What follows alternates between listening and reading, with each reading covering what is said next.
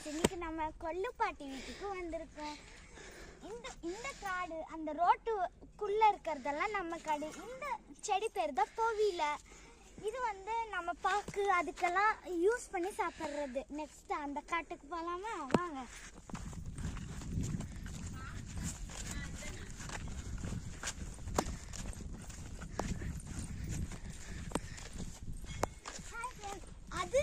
அதான் இது கவு சாப்பிட்ற இது தீனி.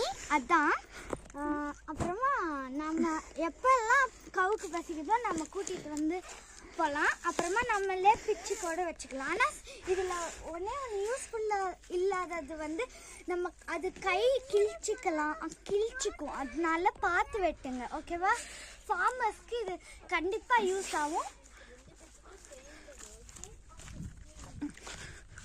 Bye friends.